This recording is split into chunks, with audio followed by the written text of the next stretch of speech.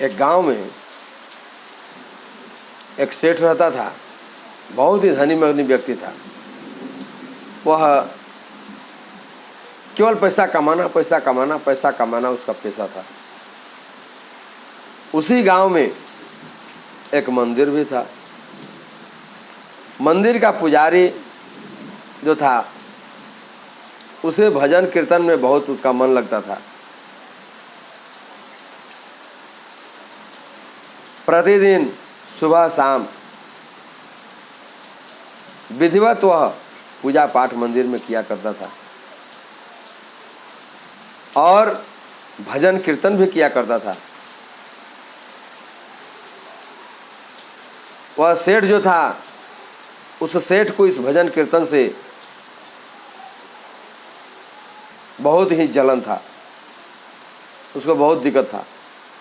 वह भजन कीर्तन सुनना नहीं चाहता था, उसे डिस्टर्ब होता था।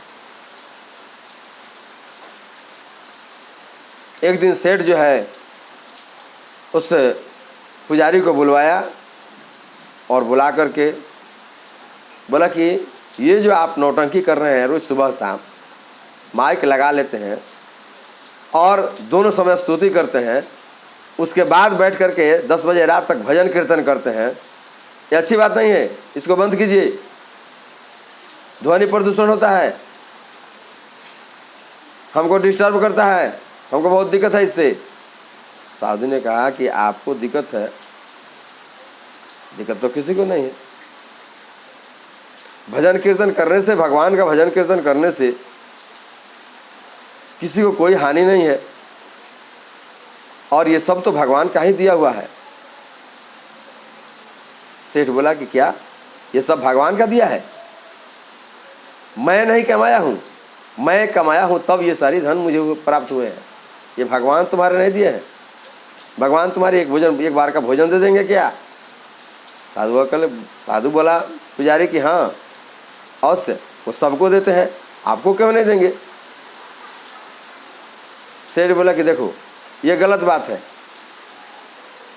तुम्हारे भगवान जो हैं वो किसी को भोजन नहीं करा देते हैं, बिना काम किए किसी को कुछ नहीं प्राप्त होता है। पुजारी जो था बोला कि नहीं, ये जो भी होता है वो भगवान के करने से ही होता है, ऊपर वाले की ही मर्जी से होता है, उनके ही रचना है। सेठ बोला मैं इसे नहीं मानता, कोई प्रमाण है कि तुम्हारे भगवान खिलाते हैं? बोला कि भगवान खिलाते तो है ही, अगर कोई नहीं खाए तो उसको पीट पीट करके भी खिलाते हैं। पुजारी को गुस्सा आ गया थोड़ा सा और बोला कि भगवान तो खिलाते ही हैं, अगर कोई नहीं खाए तो उसे पीट पीट करके खिलाते हैं, ऐसा भी होता है, प्रेम से तो खिलाते ही हैं, नहीं खाता है तो पीट पीट करके खिलाते हैं। सेठ बोला कि ऐसी बात है, ठीक है जाओ हम देख लेंगे तुम्हारे भगवान को। पुजारी बेचारे चले गए। 2-4 दिन के बाद सेठ से नहीं रहा गया, बोला कि मैं इसकी तो परीक्षा लूंगा। बगल में ही एक जंगल था, सेठ जंगल में गया और जाकर के एक पेड़ पर बैठ गया। बोला कि आज मैं देखता हूँ कि इनका भगवान मुझे कैसे भोजन कराते हैं, आज मैं भूखा प्यासा उस पेड़ पे रहूंगा। पेड़ के ऊपर जाकर बैठ गया जंगल के अंदर, यहाँ कोई नहीं आएगा, लेकिन बगल में ही एक रास्ता था। सेठ के कुछ देर बैठने के बाद उसी रास्ते से एक राहगीर गुजरा।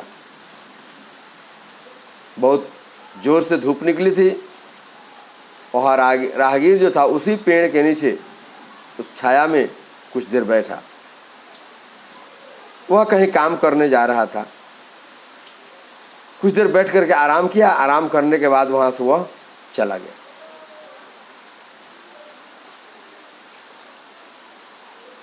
राहगीर के पास में भोजन था, वह उसका टिफिन का बॉक्स जो था इत्तेफाक से वहीं पे छूट गया और राहगीर चला गया। सेठ ऊपर बैठा है, नीचे देख रहा है कि टिफिन बॉक्स है, झोला में पानी है, टिफिन है।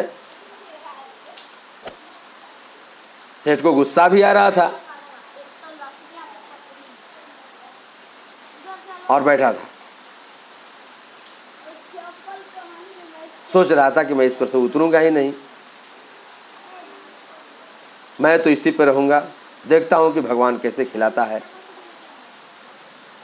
कुछ देर के बाद उसी जंगल में एक डाकुओं का गिरोह रहता था, उसी रास्ते से उन लोगों का गुजरना हुआ।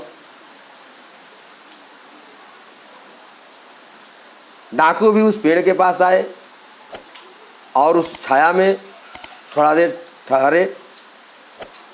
तब तक किसी की नज़र उस भोजन पे पड़ी, देखा कि झोला में भोजन है, टिफिन में रखा हुआ है, पानी भी है। एक ने कहा कि सरदार ये देखिए, यहाँ भोजन है और पानी भी है, हम लोग भी सुबह से निकले हैं और अभी तक हमारे मुंह में जो है भोजन नहीं गया है, ना पानी गया है, क्यों ना हम इसे खा लें। सेठ खुश हो रहा था कि चलो जो भी भोजन था वो अब डाकू खाएंगे। उसका सरदार जो था वो बोला कि नहीं ठहरो, हो सकता है कि इस भोजन में जहर हो, हमें मारने के लिए कोई लाकर यहाँ रख दिया हो। इस निर्जन स्थान पर भोजन आया कैसे? अगल बगल में खोजो, देखो कहीं कोई है तो नहीं, छुपा हुआ तो नहीं है। अगल बगल में सब खोजा गया, कोई नहीं मिला। तब तक अचानक एक डाकू को जो है जम्हाई आता है, वह मुंह ऊपर की ओर करके जैसे ही जम्हाई लेता है, देखता है कि एक आदमी जो है पेड़ के ऊपर बैठा है।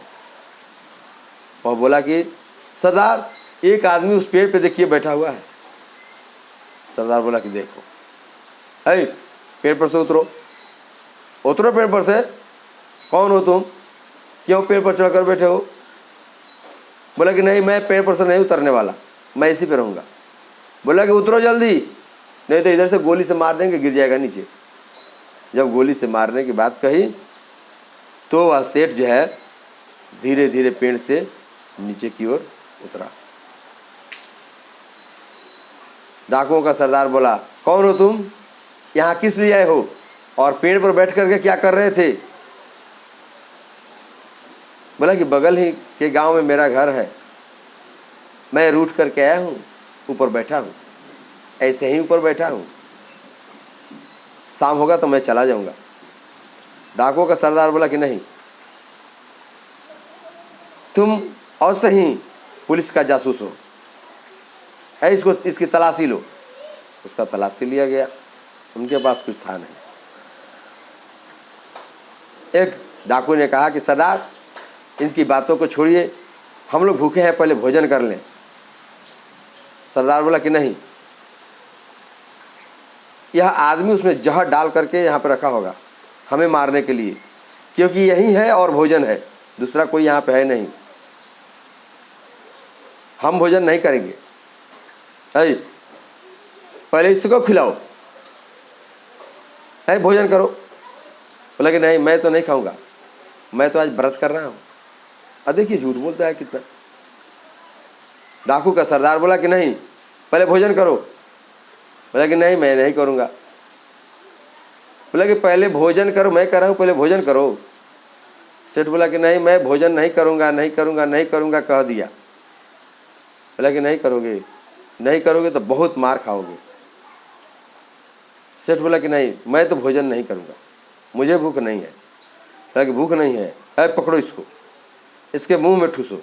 तब तक एक डाकू ने 2-4 तबड़ाक लगा दिया उसको, 2-4 तमाचा लगा दिया और बोला कि तुम भोजन नहीं करो, करो जल्दी भोजन।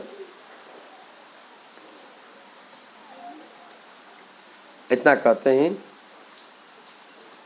वह सेठ जो था वो डर गया, थर थर कांपने लगा और डाकू ताबड़तोड़ उस पर 2-4 हाथ जड़ दिए और बोला खाओ। एक ने भोजन उठाया और सेठ के मुंह में ठूस दिया। बोला खाओ, तुमको खाना है भोजन। जबरदस्ती डाकुओं ने उसको खिलाया और भोजन खा लिया। खाने के बाद सेठ जो है वो फपक फपक कर रोने लगा। इस साधु का कहना सत्य था, वास्तव में भगवान पीट पीट करके खिलाते हैं। प्रेम से तो खिलाते ही हैं, अगर कोई प्रेम से नहीं खाए तो उसे पीट पीट करके खिलाते हैं। डाकुओं ने उसको भोजन खिलाया और डाकू वहाँ से निकल गए। किसी से कहना मत कि हमारी गिरोह इधर से गई है, अगर किसी को कानो कान पता चला तो हम तुम्हें ख़त्म कर डालेंगे। और वहाँ से डाकुओं का गिरोह आगे की ओर निकल गया और सेठ बैठकर खूब रोया और प्रभु का नाम लिया और बोला कि धन्य हो तुम सबकी रक्षा करते हो, सबके पालनहार हो, सबको खिलाते हो। आज मुझे पता चल गया, धन्य है वह साधु, धन्य है वह पुजारी जिसने मेरी आंखें खोल दी। आज तक मैं अंधविश्वास में जी रहा था, आज तक मुझे विश्वास नहीं हो रहा था कि भगवान भी होते हैं, ईश्वर होते हैं, उनकी अनुकंपा होती है। और वह सेठ जंगल से वापस आया और सीधे उस पुजारी के पास गया, जाकर उसके चरणों में गिर गया, बोला कि आज मुझे पता चल गया कि भगवान सबकी व्यवस्था करते हैं। लोग कहता है कि अजगर करे न चाकरी, पंछी करे न काम, दास मलुका कह गए सबके दाता राम। यानी इस धरती पर जो भी प्राणी है उनके भोजन का प्रबंध प्रभु करते हैं। कोई भूखे नहीं सोए, इसलिए उसकी व्यवस्था वो करते हैं। कहीं न कहीं से कोई न कोई आ जाता है और उन्हें भोजन जरूर कराता है।